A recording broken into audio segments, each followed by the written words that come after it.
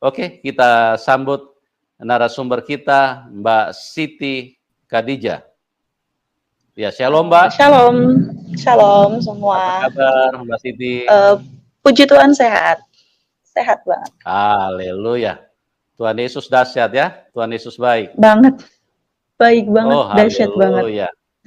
Iya. Ya, Nah, inilah teman-teman yang saya katakan, kalau orang belum mengalami, kalau dengar nama Tuhan Yesus dihina-hina, ya. Kalau dengar nama Tuhan Yesus sepertinya sesuatu yang menjijikan.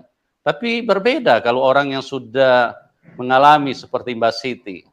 Begitu ditanya Tuhan Yesus baik, banget, sangat baik banget ya. Karena tidak ada yang baik kecuali Tuhan. Karena di dalam dunia ini kita hanya mengenal, di dalam Alkitab mencatat hanya dua, ya, hanya dua kuasa nih. Kuasa Tuhan, dia adalah pribadi yang baik, dan satu lagi kuasa setan, dia adalah pribadi yang jahat. Ya, kalau Tuhan membawa kita kepada kebaikannya, dia menghidupkan. Tetapi kalau setan itu dia jahat, dia mematikan. Ya, dia membunuh, dia menghadirkan segala kejahatan. Sifat kejahatan yang ada di dalam manusia itu berasal dari setan semuanya, ya. Pertikaian, iri hati, kebencian, amarah, fitnah, dengki, permusuhan, kebencian, itu dari setan semua. Nah, musuh produk yang paling tertinggi adalah kebencian. Karena apa? Karena dengan kebencian itu manusia bisa saling membunuh. Itulah cara kerja daripada setan di dalam hidup manusia, ya. Dia buat manusia bertikai, bertengkar, iri hati, amarah, kemudian akhirnya nanti saling membunuh, saling menghabisi. Karena setan itu haus darah. Jadi kita harus hati-hati, jangan sampai setan itu membodohi kita dan kemudian dia berkuasa di dalam hidup manusia, ya. Dan pada kesempatan ini terima kasih buat Mbak Siti yang sudah hadir. Ya, Dan sama-sama. Mbak Siti akan menceritakan bagaimana hebatnya Tuhan Yesus, bagaimana beliau berjumpa dengan Tuhan Yesus, dan bagaimana latar belakang daripada perjalanan imannya. Oke, waktu dan tempat saya serahkan kepada Mbak Siti untuk menceritakan secara lengkap, dimulai dari latar belakang dulu ya Mbak. Oke, Ya, jadi nama aku Siti Khadijah, itu memang benar nama dari lahir, pemberian dari orang tua. Aku lahir di keluarga yang sangat amat kental dengan Islam. Aku anak keempat dari 5 bersaudara. Anggota keluargaku, kakak-kakakku laki semua. Bapak aku, dia sekolahnya dari pesantren, dari Tebu Ireng di Jawa Timur. Dan dia adalah seorang imam masjid, ustadz, guru ngaji, orang terpandang lah di daerah rumahku. Dari kecil aku udah diajarin sama dia tentang ajaran Islam, tentang ngaji pun aku sama dia. Kayak sholat pun aku bareng dia yang ngajarin. Ya dia inilah guru aku gitu, sebagai ayah, sebagai guru. Dia yang ngajarin aku tentang Islam, tiap malam Jumat kami pengajian pun bareng dia. Kalau dulu ada acara zikir pun aku ikutnya bareng dia. Benar-benar yang dia mengajarkan aku selayaknya anak muslim yang baik lah, menjadi anak yang teladan dalam muslim. Sampai aku pun mengaji tuh dari SD itu aku ngaji sama dia sampai aku udah lulus SMA itu masih tetap mengajikan sama dia, dia tetap ngajarin aku ngaji, ngajarin aku sholat yang benar, ngajarin aku tentang ajaran-ajaran Islam. Bapakku meninggal di tahun 2017. Dia meninggal karena sakit, karena habis sholat dia langsung meninggal gitu. Orang-orang bilang dia meninggal husnul khotimah kalau orang muslim bilang ya. Tidak ada kepahitan setelah dia meninggal, semua berjalan lancar.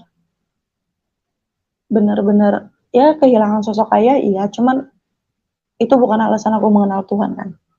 Semua berjalan lancar, hidup ya udah, hidup selayaknya anak tanpa bapak aja, mesti mencari uang lebih ekstra, mesti banting tulang lebih ekstra karena kayak ibu aku juga sudah tua. Itu bapakku meninggal di umur 60 tahun gitu. Terus tidak ada Karena aku dari kecil kan hidup di lingkungan yang kentalkan Islam ya, nggak pernah kepikiran siapa itu Tuhan Yesus, yang aku tahu dia adalah Nabi Salmas gitu kan dalam Islam. Nggak pernah kepikiran tentang orang Kristen gimana ibadahnya dengan Tuhan. Bisa dibilang benci dulu itu. Sebelum aku mengenal Tuhan, jujur aku kayak benci, kayak kasihan banget ya mereka nggak kenal Tuhan waktu aku di situ kan. Kayak nggak kenal Allah gitu. Patung disembah. Aku sempat ada di posisi itu. Cuma tuh kayak yang cuman unek-unek aku dalam hati aja. Aku tidak pernah menyampaikan itu kepada orang Kristen, kayak kasihan banget mereka gitu.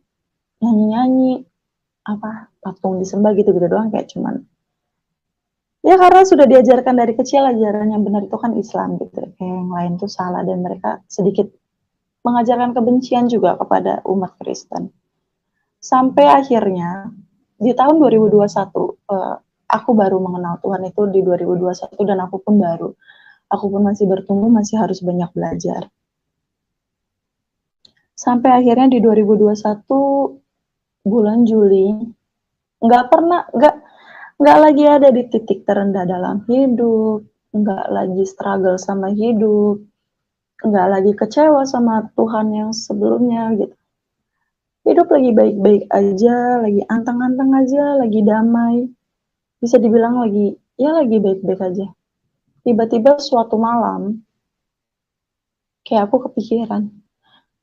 Aku nggak tahu ya, mungkin ini Roh Kudus atau mungkin orang di luar sana yang ngiranya aku ngide, aku kayak bohong atau aku cuma buat-buat omongan, cuman ini yang aku rasain. Aku percaya sih sekarang kalau itu Roh Kudus yang bikin aku jadi kayak gini. Tiba-tiba aku kepikiran, oh iya, Tuhan itu Isa bukan ya? Tuhan yang sebenarnya tuh Tuhan Yesus bukannya gitu. Kayak cuman pikiran-pikiran yang random aja bisa dibilang untuk saat itu kayak. Terus kayak sadar, apa sih? Ngapain sih mikirin kayak gini gitu kan? Musyrik nih, dia bisa jadi murtad gitu. Enggak, ya kan. Kayak cuma mikir gitu. Abis dari situ dibikin enggak tenang. Di malam itu juga dibikin enggak tenang, dibikin deg-degan. Kayak kita lagi dikejar sesuatu tapi nggak tahu dikejar sama siapa. Kayak dibikin nggak tenang, dibikin deg-degan, dibikin kepikiran lagi kayak, ya Tuhan Yesus benar ada nggak sih gitu? Kalau benar ada, kenapa gue dilahirinnya kok nggak di keluarga Kristen ya? Kayak, nah bisa tuh sebenarnya Tuhan ya gitu. Kayak di pikiran-pikiran kecil yang sebenarnya mengganggu itu. Itu malam aku ingat banget, aku langsung ambil air wudhu, aku langsung kayak sholat. Aku langsung di dalam doa itu, pas habis sholat malam itu aku pengen doa yang, ya Allah maaf ya Dija kepikiran sama Tuhan yang lain. Maaf ya Dija nggak mau jadi musyrik, Dija nggak mau jadi murtad. Kayak minta pengampunan kan sama Allah. Terus habis itu juga aku doa, kalaupun ini caranya Tuhan untuk membawa aku ke jalan yang benar, aku minta petunjuk. Aku minta kasih aku konfirmasi, kasih aku petunjuk aku harus apa, kayak kalaupun ini salah, aku minta maaf. Kayak aku minta maaf, aku udah terjatuh dalam dosa gitu. Dan abis sholat tetap nggak bisa tidur gitu kan. Kayak besoknya kepikiran lagi. Tiap hari itu kemanapun kaki aku melangkah, hidup aku tuh nggak tentram tiba-tiba. Kayak nggak damai. Kayak aku lagi dikejar tapi aku nggak tahu dikejar sama siapa. Kayak besok malamnya masih kepikiran. Terus lucunya, ini nggak tahu ya ini kebetulan atau ini caranya Tuhan, aku nggak tahu.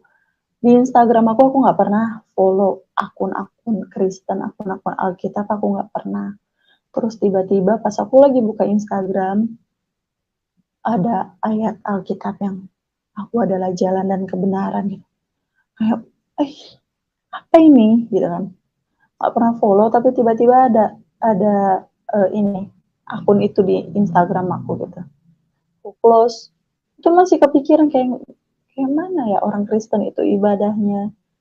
Kayak kok mereka bisa ya selalu mendapatkan damai sukacita, karena yang aku tahu Kristen itu merasa damai di dunia tapi tersiksa di akhirat gitu kan, kalau yang aku Mbak tahu. Siti, Hah? iya. Mic-nya bisa dekatin ke mulut Mbak supaya suaranya Oh ya, lebih besar. Ya. ya. Terus kayak malam kedua setelah aku melihat Instagram itu, dibuat kepikiran lagi, dibuat nggak nyaman hidupnya, dibuat nggak tenang, kayak kita lagi kayak deg-degan gitu loh Pak. Aku nggak tahu ya, itu yang aku rasain. Sholat malam lagi, karena emang itu kejadiannya sekitar jam berapa gitu, aku lupa, pokoknya tengah malam aku sholat malam lagi. Aku doa lagi, doa yang sama Tuhan. Ya Tuhan, kalau emang aku harus pindah agama gitu, tolong kasih aku konfirmasi, kasih aku petunjuk. Dan kalaupun ini salah, ini kayak cuman godaan setan, aku minta maaf karena aku udah memikirkan hal yang seharusnya nggak aku pikirin. Abis sholat tetap nggak bisa tidur, kayak tetap dibuat kepikiran, dibuat nggak nyaman, kayak apa ini gitu, nggak tahu. Terus kayak udah itu aku mencoba untuk tidur kan, kayak udah tidur. Aku tidur, ingat banget jam 4 pagi, aku mimpi. Mungkin ini konfirmasi dari Tuhan karena aku sebelumnya sudah berdoa kan. Aku mimpi, aku lagi di tempat yang nggak tahu itu danau, nggak tahu itu hutan karena dia kayak tempatnya gelap, banyak pohon-pohon, ada air, pokoknya kayak danau tapi tuh gelap banget, benar-benar gelap sampai kayaknya kita tuh susah, ketakutan gitu kan, mau maju juga. Terus aku kan nggak pernah tahu ya sosok Tuhan itu siapa, Tuhan Yesus itu siapa gitu. Tiba-tiba ada sosok yang sering terlihat di akun-akun Instagram yang menggambarkan itu sosok Tuhan Yesus gitu ya. Kayak dia jalan nyampirin aku, dia ngasih tangan aku tuh yang kayak gini ya. Dia nggak ngomong apa-apa, dia nggak, cuman dia senyum, dia ngasih tangannya ke aku. Dan itu tuh yang benar-benar tadinya kan gelap, itu gara-gara dia datang, benar-benar yang cerah, dianya tuh yang bersih, cerah, bersinar kayak aku nggak tahu, aku merinding kalau ingat itu. Kayak apa ya? Kayak yang dari gelap, tempat yang gelap, terus dia tiba-tiba datang, ngasih tangannya ke aku. Terus aku langsung kebangunkan dari mimpi, kayak, aduh mimpi apa nih? Kenapa mimpinya kayak gini gitu? Aku itu ingat banget karena itu jam 4 subuh, aku langsung ambil air wudhu lagi, aku sholat untuk sholat subuh gitu kan. Kayak aku doa, Tuhan, oh ya Allah maaf ya gitu, dia mimpinya mimpi kayak gini. Padahal sebelum tidur udah doa kan, kayak maaf ya mimpinya kayak gini, aku nggak mau jadi murtad. Itu masih struggle, aku nggak mau jadi murtad, jujur aja. Kayak aku tahu ini ajaran yang benar pada saat itu kan. Nggak mau jadi murtad, nggak mau jadi musyrik, nggak mau jadi anak yang durhaka. Udah sholat, masih kerja pun dibuat kepikiran. Mulai mencari tahu, kayak mulai mencari tahu di Google, mulai download akun Alkitab di Play Store, di handphone gitu. Besoknya masih dengan hati yang gak nyaman, masih dengan hati yang gak tentram, masih dengan perasaan yang takut, yang deg-degan, kayak lagi dikejar sesuatu, aku gak tahu itu apa.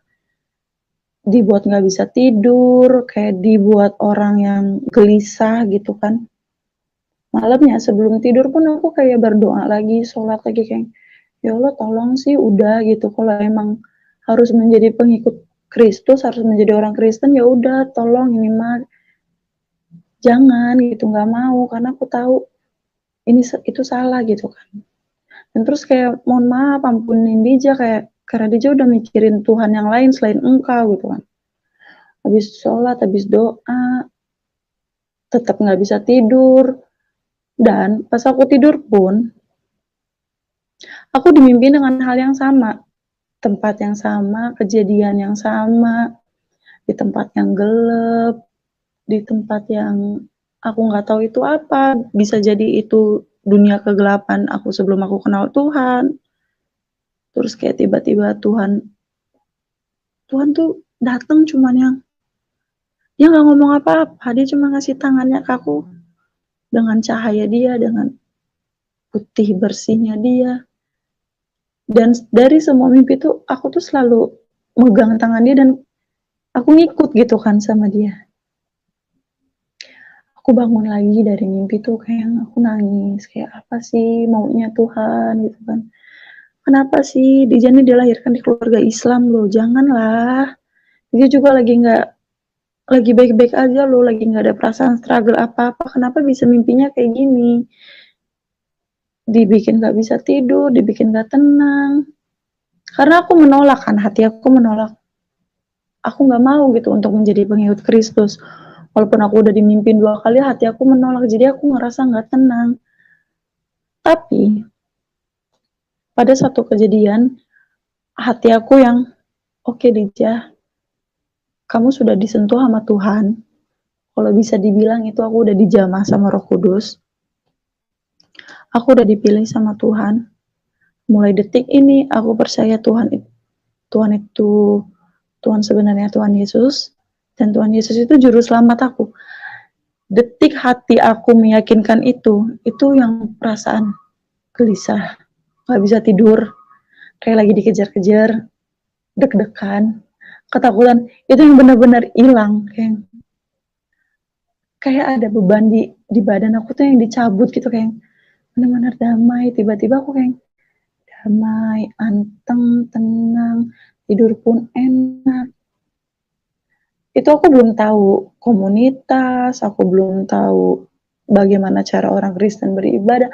Aku cuma meyakinkan dalam hati kalau oke Dija, kamu harus menjadi pengikut Kristus karena kamu sudah dipilih sama Tuhan langsung gitu. Walaupun awalnya aku struggle kayak aduh gimana ya, masih struggle yang mikirin keluarga karena background bapak aku ustadz, aku bakal malu-maluin nama keluarga aku.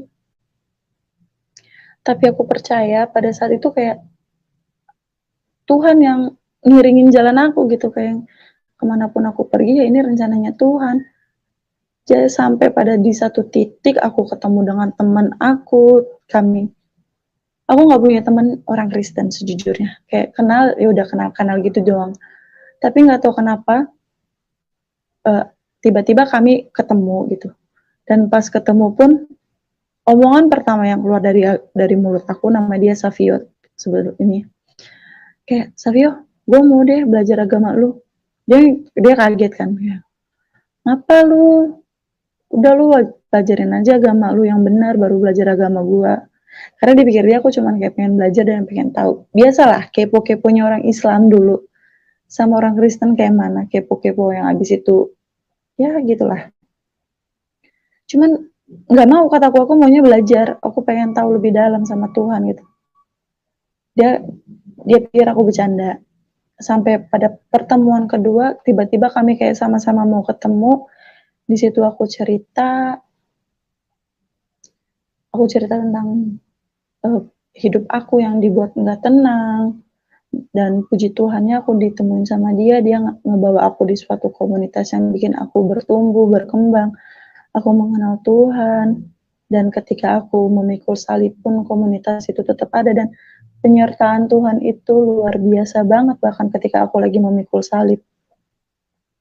Singkat cerita, aku masih diam-diam dari keluarga aku masih tetap pakai jilbab, kerja pun aku masih tetap pakai jilbab, keluarga aku belum tahu aku punya Alkitab, keluarga aku belum tahu aku menjadi orang Kristen.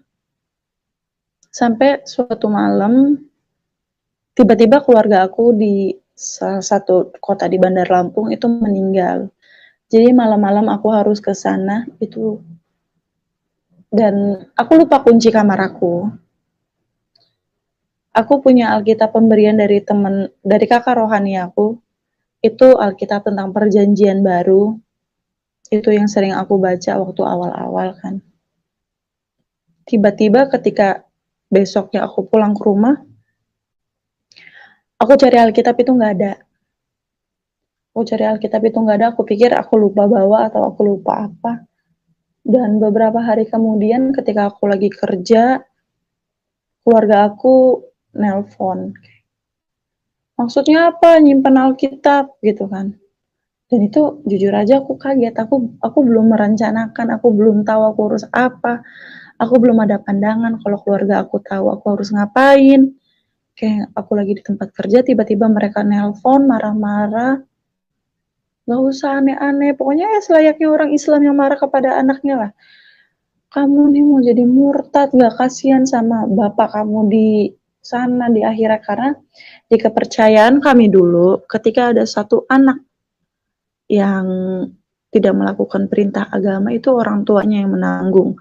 Berhubung aku cewek jadi bapak aku yang menanggung kan. Dan bapakku sudah meninggal jadi mereka percayanya ketika aku melakukan suatu kesalahan, bapakku di akhirat itu ditimpukin bara api gitu.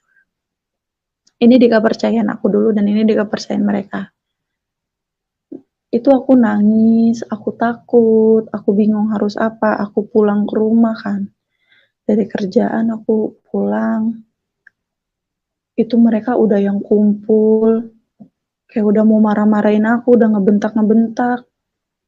Ibu aku udah manggil kayak ustadz, aku didoain, aku dikasih air doa. Aku tuh gini, aku itu sangat amat dekat sama bapak aku. Bahkan dulu waktu di Islam pun aku nggak mau melakukan suatu kesalahan ataupun dosa, aku berusaha untuk menjadi orang beriman karena aku tahu aku nggak mau bapak aku nanggung beban dosa aku di akhirat. Itu dulu ketika aku belum kenal Tuhan dan itu di kepercayaan aku kan.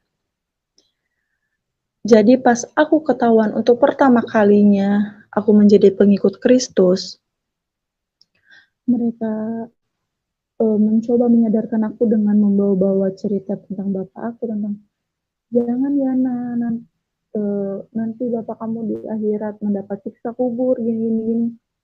Tapi aku nggak tahu, mungkin karena aku sudah menerima Tuhan, Tuhan yang menurut aku paling benar dan cuma Tuhan Yesus yang benar. Aku nggak kepikiran untuk mikirin almarhum bapak aku. Aku yang orang sedekat itu sama bapak aku, ketika ada orang yang ngait-ngaitkan masalah aku sekarang dengan bapak aku benar-benar yang nggak kepikiran dan itu nggak mempan di aku, kayak aku cuma diam kayak nggak, Tuhan, emang Tuhan Yesus yang benar. Dija berdoa, Tuhan, kalau ini emang salib Dija siap nanggung. Yang di hati aku cuma Tuhan Yesus juru selamat, Tuhan Yesus itu Tuhan yang benar. Jadi mereka ngomong itu aku nggak ngedengerin sama sekali. Mereka marah-marah. Keluarga aku datang semua, bahkan yang dari Jakarta datang ngedoain aku sampai aku kayak mau diruqyah, cuman aku nggak mau. Sampai aku nggak boleh kerja, itu salib pertama aku yang benar-benar sampai bikin aku down sih. Aku nggak boleh kerja. Mbak Siti, ya. Mbak Siti, bisa lebih dekat ke mulut sedikit mic-nya supaya suaranya agak lebih besar. Kayak aku nggak boleh kerja. Untuk handphone pun aku nggak dibolehkan main handphone. Kayak aku diliatin, aku diawasin. Ketemu orang baru aku nggak boleh karena owner aku di counter di tempat aku kerja kan orang Kristen ya. Jadi keluarga aku ngiranya aku tuh dikenalin sama Tuhan sama mereka. Padahal aku udah ngejelasin, ini mau Dija Bu, ini mau Dija Kak. Dija ngedapetin mimpi langsung. Ya mereka tetap nggak terima, mereka marah kayak membantah. Siapa yang ngajak-ngajak? Nggak ada yang ngajak, ini emang bener maunya hati Dija gitu kan. Karena aku yakin kalau aku diajak orang, pasti bakal nggak melekat segitunya gitu. Tapi karena aku sudah merasakan sendiri hadiratnya Tuhan, aku percaya Tuhan karena atas dasar mau aku sendiri bukan ajakan. Jadi aku nggak mau, bahkan kayak mereka yang ngedoain aku itu benar-benar nggak mempan sama aku, benar-benar otak sama hati aku tuh cuman yang nggak mau, aku cuma mau ada di jalannya Tuhan Yesus gitu. Aku cuma mau Tuhan Yesus Kristus sekarang, aku nggak mau yang lain. Sampai aku disuruh syahadat lagi gini, karena ibu aku udah tua dan ibu aku orang tua aku cuman ibu aku kan. Pada saat itu emang aku nggak tahu ya, ini benar apa salah aku nggak tahu. Kayak ketika udah suasana udah benar-benar yang keruh, kacau, sampai kakak aku nangis-nangis, ibu aku nangis-nangis, saudara aku semua nangis-nangis.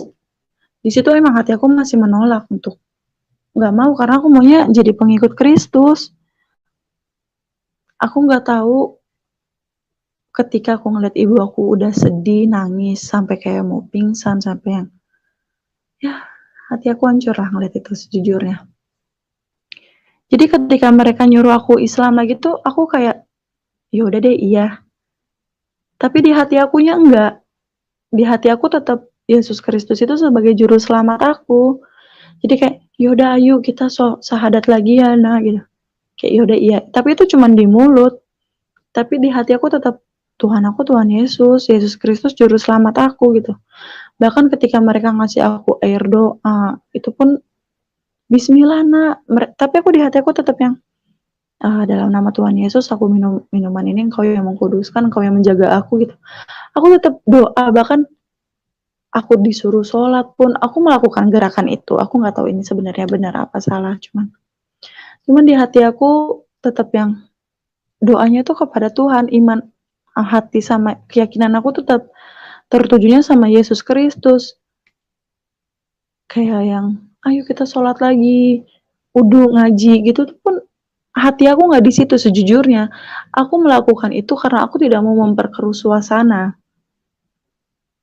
Dari kejadian situ, salib yang aku pikul makin banyak, kayak dari pekerjaan, aku dikucilin, dihina karena aku kerjanya di mall. Aku dihina sama beberapa orang, aku dijelek-jelekin, aku dimusuhin sama teman baik aku. Sampai kayak teman-teman aku pada keluar dari WhatsApp grup, kayak mereka, kayak aku hina lah. Pokoknya aku dimusuhin, aku dikucilin. Sampai ada teman aku yang menyumpahi aku untuk ibu aku meninggal aja biar Dijah tuh sadar hal yang dia lakuin salah. Sampai segitunya, nggak punya temen. Cuman di hati aku gini, struggle memang, struggle banget karena aku kaget kan. Karena perjalanannya juga cepat, dari Juli aku kenal Tuhan, aku langsung ketahuan, aku langsung memikul salib, itu cepat banget, nggak ada jeda kan. Cuman aku yakin sama Tuhan kayak, Tuhan ini salib pertama Dijah. Jadi apapun yang bakal terjadi, ya ini atas kehendak kamu dan kamu gak akan meninggalkan aku gitu. Jadi walaupun aku dimarahin keluarga aku, dibenci keluarga aku dihina-hina keluarga aku bahkan sempat kayak, yaudah coba lu udah tahu nih tentang Injil, tentang Alkitab, coba lu ngomong, siapa tahu lu bisa masuk ke Kristen. Aku tahu itu maksudnya ngejek keluarga aku, ada yang ngomong kayak gitu. Itu aku cuma kayak bisa diam. Aku dihina-hina temen aku dibully, aku dikucilin, aku siap, karena emang ini salib pertama aku. Udah gitu, aku ngerasa sendiri, jujur aku nggak ngerasa sendiri, karena aku yakin Tuhan ada sama aku, walaupun aku mikul salibnya nggak sendiri, aku mikul salibnya bareng-bareng Tuhan, dan aku ingat, kayak Tuhan aja ditolak kan, di tempat dia lahir, Tuhan aja ditolak ketika dia sedang memberitakan kebenaran. Jadi apapun yang aku lakukan, aku tahu ini terjadinya atas kehendaknya Tuhan.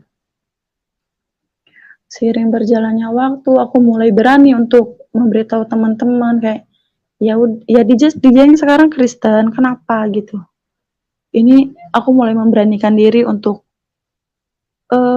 karena aku nggak mau bersembunyi terlalu lama. Jadi aku mulainya dari lingkungan teman, karena jujur kalau untuk di lingkungan keluarga aku belum berani kan. Kayak masih harus banyak yang aku persiapkan kalau itu terjadi gitu. Di lingkungan teman aku mulai berani, kayak aku dibully, aku dikucilin tuh kayak, ya kenapa sih gitu. Ini kan jalan hidupnya aku. Kalian gak akan ngerasain karena kalian gak ngerasain. Kalian gak akan tahu karena kalian gak ngerasain. Kayak mereka menghina aku berjumpa dengan Tuhan itu adalah mimpi, kembang tidur, itu adalah setan, itu adalah hayalan. Kayak aku yang, ya udah nggak apa-apa gitu, aku cuman yang diam nggak apa-apa. Cuman aku mulai sedikit-sedikit speak up ke teman-teman aku kalau ini jalan yang aku pilih. Beberapa teman-teman sudah pada tahu dan puji Tuhannya mereka sudah mulai bisa menerima aku kembali gitu. Bahkan orang yang menyumpahi untuk ibu aku meninggal pun kami sudah mulai dekat lagi dan dia sudah mulai, ternyata jalan yang Dija ambil itu nggak salah loh. Karena jujur aja dulu itu aku orangnya yang sangat amat kasar, pergaulan aku nggak bener, ya kenakalan-kenakalan gitulah. Tapi semenjak aku mengenal Yesus Kristus, puji Tuhannya, kayak dari pola berbicara aku sama teman itu berubah, kayak lebih banyak, kayak ada, kalau aku mau berbicara kasar itu, kayak ada roh yang jaga jangan dah, gitu. Itu aku percaya itu Roh Kudus kan yang ngehalangin. Kayak mereka tuh, oh iya ya, berarti jalan yang Dija ambil itu benar. Dengan Dija menjadi Kristen, Dija menjadi jadi pribadi yang sangat berubah nih sekarang. Jadi pribadi yang jauh lebih baik. Sampai akhirnya aku lagi bertumbuh, aku lagi berkembang, aku lagi mencari tahu banyak tentang Kristen, aku lagi belajar banyak. Sampai akhirnya, kan aku udah punya Alkitab baru ya, karena jadi Alkitab aku itu, aku taruh di lemari paling belakang, di belakang bed cover, yang itu nggak akan ketahuan kalau kamu nggak buka bed covernya, kamu bongkar lemarinya, kamu nggak akan tahu kan. Sampai akhirnya, karena setelah kejadian aku ketahuan yang pertama dengan keluarga aku jujur udah nggak punya privasi. Kayak kamar aku sering dicek, takut aku masih nyimpen, bahkan kayak catatan-catatan kecil di tembok itu dicabutin, ya benar-benar yang nggak punya privasi, kamar nggak boleh dikunci, sampai akhirnya ketika aku lagi kerja, keluarga aku, kakak aku, terutama dia yang nemuin ada Alkitab di dalam lemari aku dan dia langsung WhatsApp. Tapi karena aku sudah mengimani, aku sudah yakin sama Tuhan, aku menyerahkan seluruh hidup aku sama Tuhan. Pas kejadian kedua aku ketahuan, aku benar-benar yang enggak nangis, aku benar-benar enggak sedih, aku benar-benar enggak takut, aku cuman yang aku percaya ini jalannya Tuhan untuk aku memberitahukan kepada mereka gitu. Kayak iya itu punya Dija gitu. Ya itu Alkitab Dija, kenapa? Mereka marah kayak, ngapain masih nyimpen-nyimpen kayak ginian, buang aja kata dia, apa mau dibakar gitu-gitu. Dija Kristen loh sekarang, aku udah berani ngomong gitu. Dija Kristen loh sekarang, kenapa sih? Dija nggak jual diri, Dija nggak maling, Dija nggak narkoba, Dija cuman milih jalan yang menurut Dija benar. Itu mereka tetap nggak bisa terima, cuman ada kemajuan di hati aku. Kalau awal aku bersembunyi, kalau di awal aku pura-pura menjadi Islam lagi, tapi sekarang aku benar-benar yang nggak mau. Aku maunya mereka tahu kalau aku menjadi pengikut Kristus, walaupun mereka nggak bisa nerima sampai detik ini. Sampai kata ibu aku, sampai aku diusir, kayak waktu yang pertama pun aku diusir, yang kedua aku diusir dari rumah kayak, ya udah pergi aja dari rumah ini kalau kamu masih mau menjadi pengikut Kristus. Sedih karena ya sedih sebagai anak sama keluarga. Cuman aku yakin ini jalannya Tuhan, aku nggak akan diusir beneran kok. Tuhan akan selalu ada untuk aku gitu. Kayak ya udah, kalau aku diusir nggak apa-apa, yang penting aku tetap jadi pengikut Kristus. Sampai segitunya aku sampai nggak mikirin keluarga aku karena aku yakin sama rencananya Tuhan. Aku ceritakan sama ke teman-teman rohani aku, kayak mereka, ya udah kita pergi dulu yuk dari rumah, kita cari tempat aman dulu karena suasana di rumah lagi nggak kondusif. Tapi hati aku tetap mau yang pulang. Dan ketika aku pulang ke rumah pun kayak aku udah yang ngapain pulang gitu.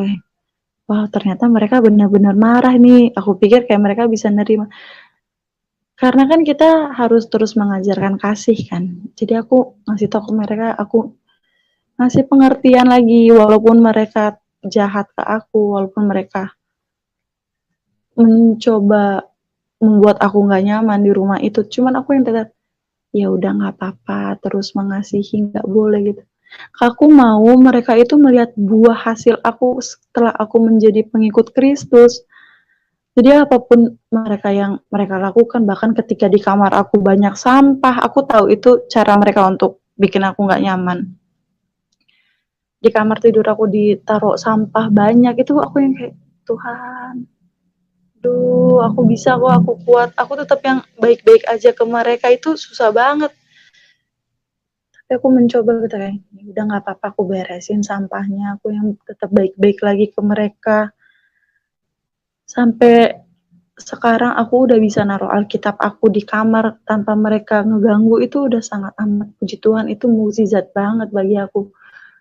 Sampai ibu aku berbicara kayak gini, "Ya udah Nak, kalau emang ini jalan pilihan kamu, buktiin ya kalau jalan yang kamu ambil itu bener. Jangan sampai kamu salah pilih jalan." Aku yang, wah puji Tuhan, mukjizat banget. Selama ini aku berdoa untuk Tuhan melembutkan hati orang tua aku. Mereka belum percaya, nggak apa-apa gitu, tapi minimal hati mereka lembut dulu untuk nerima aku. Itu mukjizat banget bagi aku, karena orang tua aku yang benar-benar kental sama Islam bisa nerima. Sampai sampai ada kejadian aku sakit, aku masuk rumah sakit, aku kan nggak pernah ada waktu berdua ya ngobrol sama ibu. Ini aku bilang sekarang aku masuk rumah sakit juga mukjizat sih, karena kalau aku nggak masuk rumah sakit, aku nggak punya waktu berdua ngobrol sama ibu aku, dan dia dia nanya kayak, "Di hidup kamu masih ada nggak yang kamu tutup-tutupin dari ibu?" Aku ngebantah, "Nggak ada." Karena kan aku udah bilang aku menjadi umat Kristen dan ibu sudah mengiyakan. Dan sekarang aku mengkonfirmasi lagi, aku ngasih tahu lagi kayak, "Dija udah beneran Kristen loh, Bu." Itu mukjizat banget bagi aku ya, karena di detik itu juga ibu aku yang aku ngeliat langsung mata dia yang, "Ya udah Nak, nggak apa-apa, Ibu ikhlas. Buktiin aja ke Ibu kalau yang kamu ambil itu bener ya, jangan salah pilih jalan." Itu aku yang lagi sakit, lagi di opname, lagi di infus, di rumah sakit, itu yang kayak, "Terima kasih Tuhan, Engkau telah mengizinkan aku sakit, Engkau telah mengizinkan aku masuk rumah sakit, karena kalau nggak gini aku nggak punya waktu untuk berbicara berdua gitu sama ibu aku." Sampai detik ini ketika aku worship di rumah pun, aku sudah mulai bisa worship, mereka udah mulai yang biasa aja. Aku tahu mereka masih yang berusaha membawa aku untuk kembali ke Islam, cuma mereka sudah mulai sedikit menghargai. Kayak aku lagi baca Alkitab, aku nggak perlu sembunyi-sembunyi. Alkitab aku nggak perlu aku sumputin. Aku worship nggak perlu pakai bahasa Inggris lagi, karena dulu aku setiap mau worship, aku selalu nyari lagunya tuh yang bahasa Inggris, karena aku nggak mau keluarga aku ngedengar ada nama-nama Tuhan, nama Yesus di situ kan. Cuman sekarang aku udah bisa worship pakai bahasa Indonesia di dalam rumah, di dalam kamar. Mereka yang udah bisa sedikit menerima. Itu penyertaan Tuhan banget, karena kalau bukan karena Tuhan, aku nggak akan kuat sampai detik ini gitu. Karena struggle-nya bagi aku untuk menghadapi keluarga aku sendiri yang aku hampir diusir 2 kali, itu penyertaan Tuhan tuh luar biasa. Kayak Tuhan melembutkan hati keluarga aku dikit demi sedikit, itu udah yang, Tuhan terima kasih, Tuhan Yesus itu baik banget. Bahkan aku tuh, ini mukjizat lagi sih. Aku tuh punya mental isu kan, kayak dari kecil aku kecil pernah dapat pelecehan seksual. Keluarga aku nggak ada yang tahu, dan pelecehan itu dilakukan sama orang terdekat dalam hidup aku. Setelah dari situ aku merasa seperti orang gila, kayak aku beberapa kali mencoba untuk bunuh diri. Dari kecil aku sudah mulai minum ini, minum itu, karena aku ngerasa hidup aku sudah nggak benar gitu kan. Kayak aku udah dilecehkan.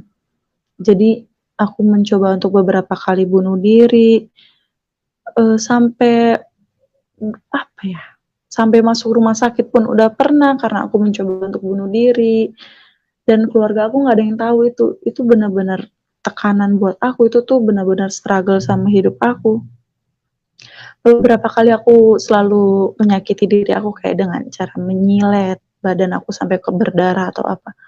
Sampai temen deket aku tuh tahu kalau aku nggak sehat, otak aku nggak bener gitu, nyampe yang beberapa kali mau berobat ke dokter, mau ke psikiater, psikolog itu aku selalu yang kayak aku nggak mau, nggak apa-apa gitu, aku menikmati proses aku menyakitkan ini gitu. Tapi setelah aku kenal Tuhan, Tuhan Yesus ada di hati aku tahu di badan aku ini adalah bait Allah gitu. Aku nggak boleh ngerusakin, ini ada bait Allah di sini, aku nggak boleh menyakiti gitu. Tanpa perlu aku berobat, tanpa perlu aku ke psikiater, tanpa perlu aku ke psikolog, mental issue itu udah yang benar-benar hilang. Aku udah nggak pernah nyakitin diri aku udah nggak pernah mencoba untuk bunuh diri, karena setiap ada orang yang kecewa sama hidup aku, kayak di pertemanan, tiba-tiba ada satu orang yang kecewa sama aku, itu aku langsung yang merasa, aduh lu nggak guna banget hidup lu gitu, ngapain lu guna, mending lu mati aja gitu. Itu aku langsung kayak mencoba untuk bunuh diri. Aku udah dari kecil itu aku lakukan dari aku kecil sampai beberapa bulan kemarin gitu. Tapi setelah aku kenal Tuhan yang benar, hati itu damai. Tiap hari yang aku rasain damai. Kemana kaki aku ngelangkah, damai sukacita itu ada. Aku nggak pernah khawatir sama hidup. Aku udah nggak pernah nyakitin hati diri aku udah nggak pernah mencoba untuk bunuh diri. Kayak aku merasa ada satu sosok yang ngejagain aku. Kayak dulu waktu aku belum mengenal Tuhan tuh hidup aku bisa dibilang apa ya? Selalu nggak tenang. Kayak aku bahkan berburuk sangka sama Tuhan aku sebelumnya, kayak sama waktu aku di Islam tuh aku berburuk sangka kayak besok apa lagi nih yang terjadi nih gitu. Kayak benar-benar nggak tenang. Cuman ketika aku sudah mengenal Tuhan Yesus, hal pertama yang aku rasain itu adalah damai sukacitanya Tuhan. Kayak aku nggak perlu khawatirin apa-apa, Tuhan bekerja atas hidup aku, apapun yang terjadi Tuhan yang berkehendak, kalaupun aku mendapat suatu kesusahan, Tuhan itu akan nangkep aku, Tuhan gak akan ninggalin aku di dasar gitu. Yang ini damai ini yang aku cari, damai ini yang dulu gak pernah aku rasain, dan aku bersyukur banget sama Tuhan karena Tuhan udah milih aku, Tuhan udah hadir di hidup aku, karena yang aku tahu sekarang kayak nggak semua orang Kristen itu bisa berjumpa sama Tuhan gitu. Kalau dulu aku selalu menyalahkan kadang kayak kenapa ya Tuhan milih gue di keluarga ini gitu. Waktu aku struggle memikul salib.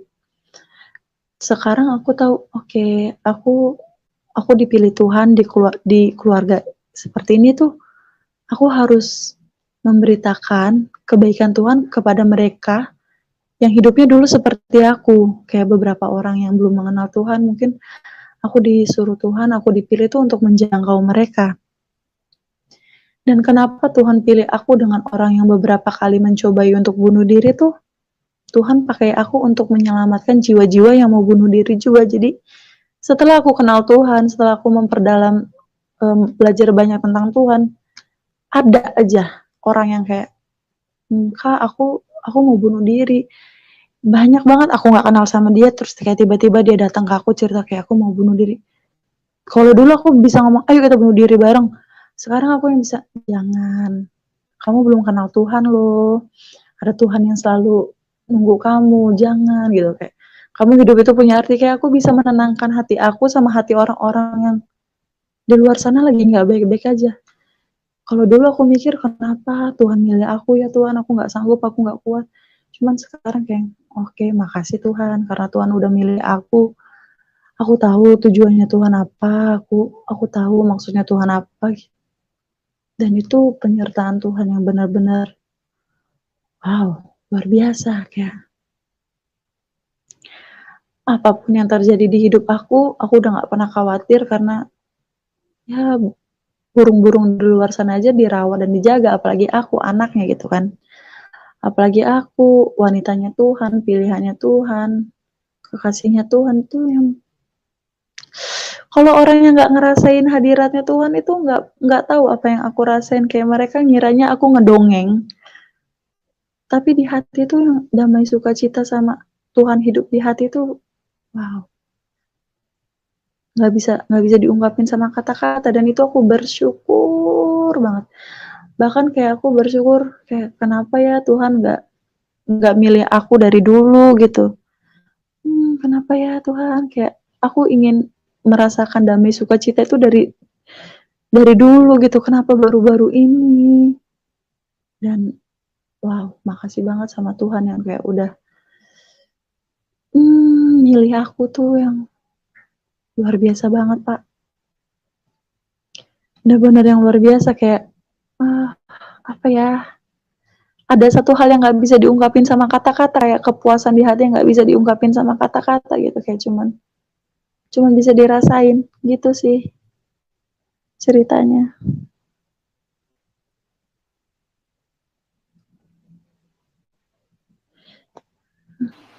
Ya, haleluya. Luar biasa.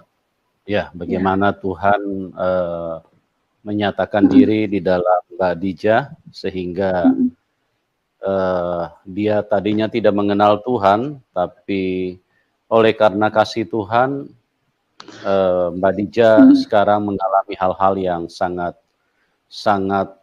luar biasa. Artinya sesuatu yang dia rindukan selama ini, yaitu kedamaian, sukacita, hidup yang pasti, hidup yang melihat terang, melihat keselamatan, itu sudah menjadi milik daripada Mbak Dija. Dan Tuhan Yesus seperti yang saya katakan bahwa Tuhan Yesus itu adalah Tuhan yang bisa dibuktikan, ya. Dan Mbak Dija membuktikannya sendiri bahwa ada mujizat, ada satu kekuatan, ada satu pengharapan. Jadi tidak takut lagi menghadapi hari esok karena dia Immanuel. Dikatakan di dalam Injil Matius bahwa dia Immanuel. Orang akan menyebut dia Immanuel karena apa? Karena Allah menyertai kita. Elohim menyertai kita, ya. Jadi itulah yang luar biasa di dalam Tuhan, bagaimana Tuhan menunjukkan kuasanya. Jadi percaya kepada Tuhan Yesus bukan hanya percaya kepada huruf-huruf yang tertulis di dalam buku ini, tapi itu menjadi nyata di dalam hidup kita bahwa itu adalah firman, ya. Karena firman itu harus terbukti. Bagaimana kita bisa percaya ini firman kalau dia tidak terjadi di dalam hidup kita? Karena dia terbukti, dia terjadi di dalam hidup kita, maka itu menjadi satu kekuatan bagi kita bahwa ini benar firman. Tapi kalau ini hanya huruf-huruf tertulis, sulit, ya, sulit untuk sangat diragukan kebenarannya. Dan luar biasa, ya. Mbak Dija pada waktu mengalami Tuhan itu tahun berapa itu, Mbak? 2021, baru banget. Dan itu perjalanannya cepet banget. 2021 ya? Iya. Oh, ya. Terus pada waktu Mbak Dija kenal Tuhan, Papa sudah meninggal apa bagaimana? Bapakku udah meninggal dari 2017.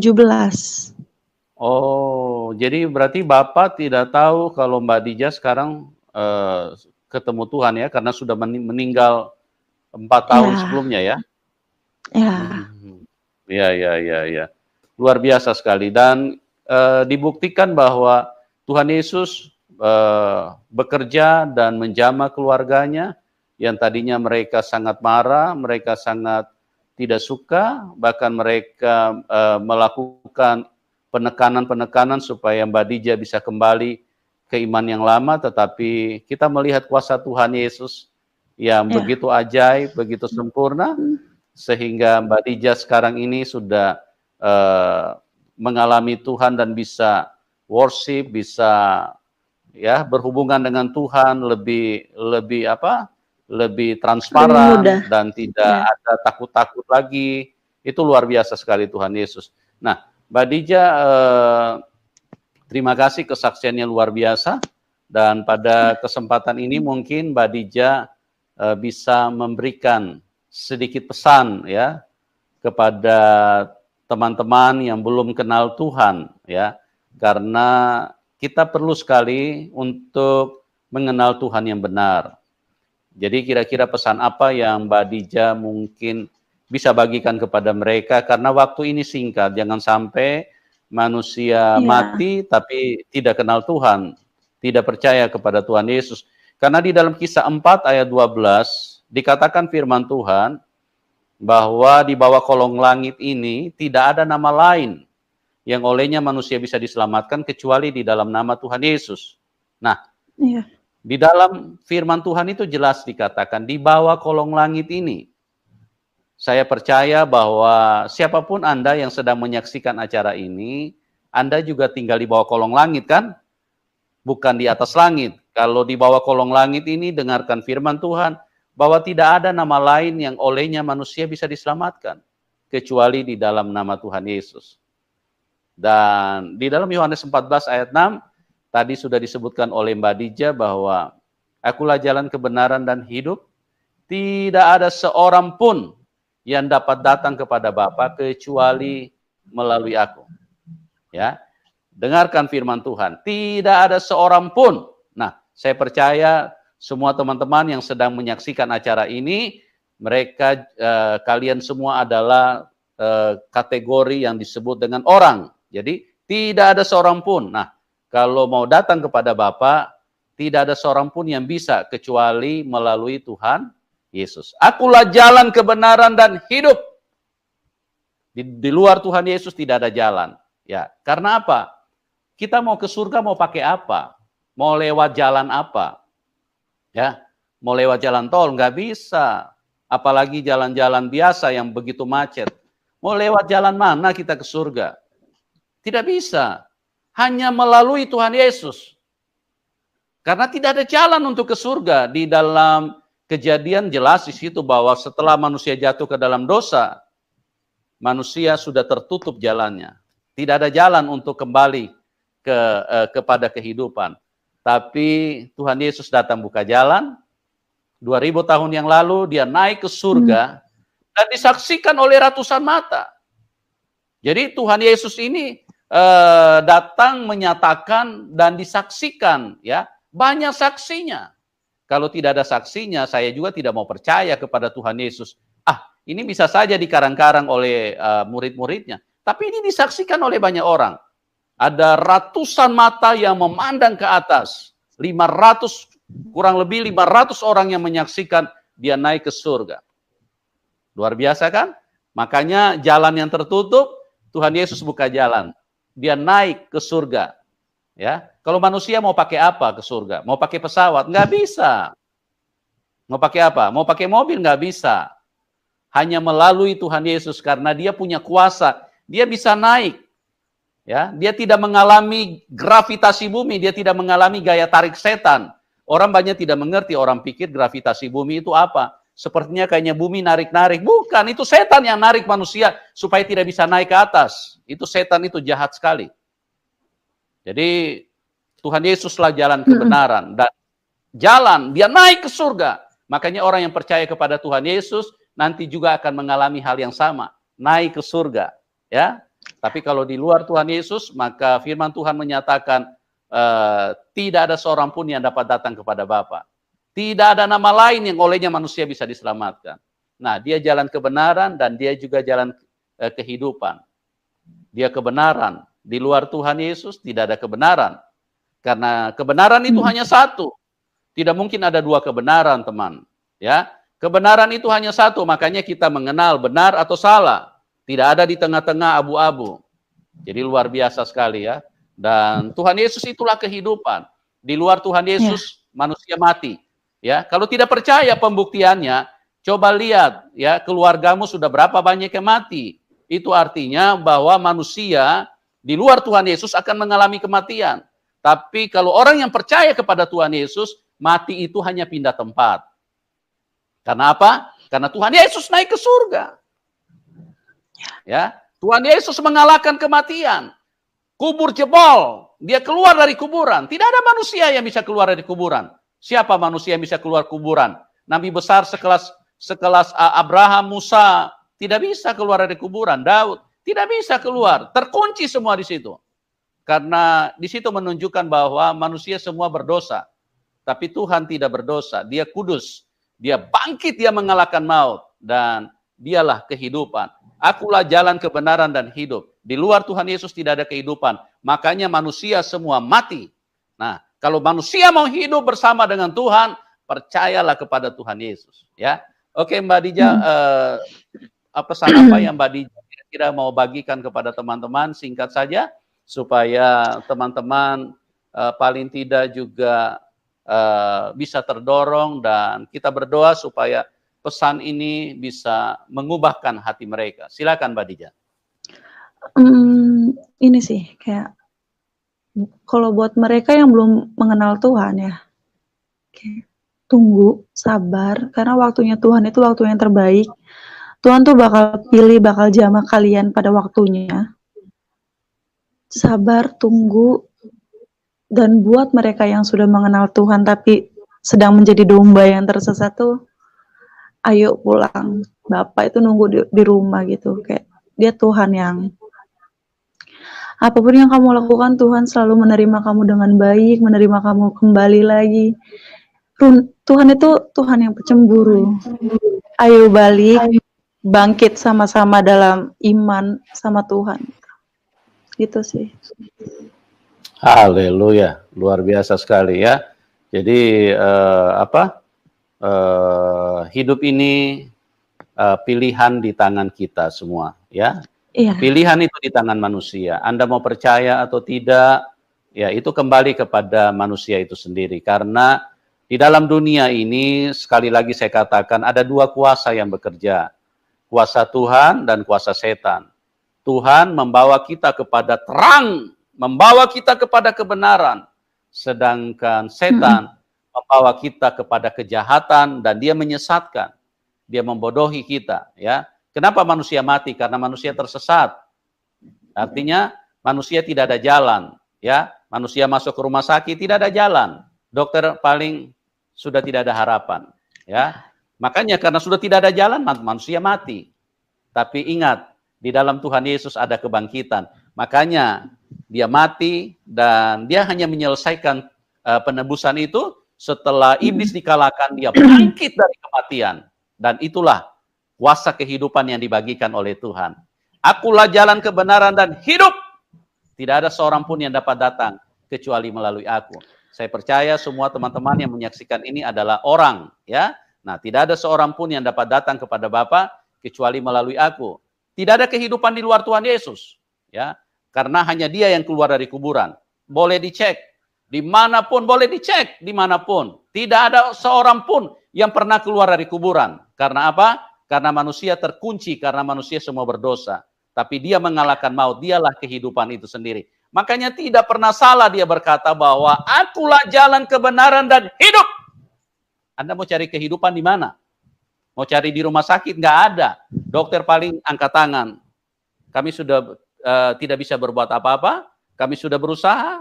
Semua kembali kepada keputusan Tuhan. Itu, ya. Tidak ada kehidupan di luar Tuhan Yesus. Mau cari di mana? Di pabrik? Mana ada pabrik buat kehidupan? Hanya Tuhan yang punya kehidupan. Oleh sebab itu jangan terlambat teman-teman. Pastikan dirimu, jangan keraskan hatimu, karena Tuhan Yesus baik. Tuhan Yesus sangat rindu supaya kita semua bisa diselamatkan.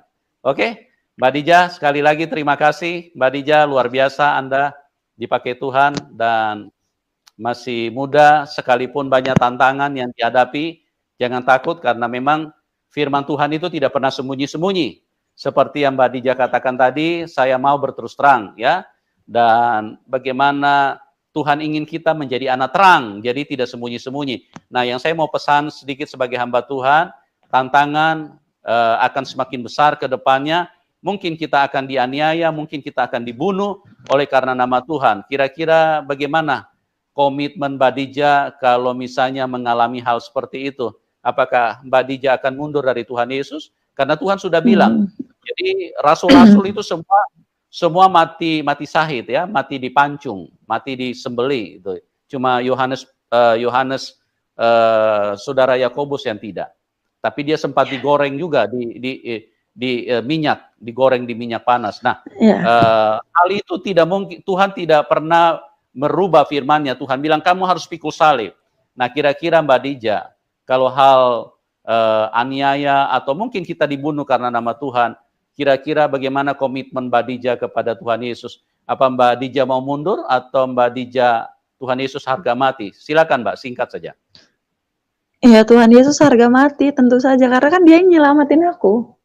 Toh kalaupun aku nanti dibunuh, ya ini, ya aku sama Tuhan, jadi tenang aja. Hidup aku kan punyanya Tuhan. Amin. Jadi nggak usah takut. Haleluya. Ya, orang kalau mengalami Tuhan itu berbeda, teman-teman. Karena apa? Roh keberanian itu muncul. Kenapa orang berani? Karena dia benar. Orang selalu bicara, kenapa saya berani? Karena saya benar. Tapi kalau dia salah, dia takut-takut. Ya, kita lihat Mbak Dija ini, bagaimana dia komitmennya sekalipun dibunuh, tidak masalah karena dia bersama dengan Tuhan Yesus. Terima kasih buat Mbak Dija sekali lagi. Dan buat teman-teman yang menyaksikan acara ini, terima kasih. Kami berdoa supaya Tuhan Yesus sumber kebaikan terus melimpahi teman-teman di dalam kasih karunia-Nya supaya Anda semua bisa diselamatkan. Karena hanya di dalam Tuhan Yesus ada keselamatan. Dan bagi teman-teman juga yang diberkati, bisa dukung Mbak Dija, ya. Nomor rekeningnya nanti kami taruh di layar deskripsi. Terima kasih buat semuanya. Tuhan Yesus memberkati kita semua dan salam kemenangan. Amin.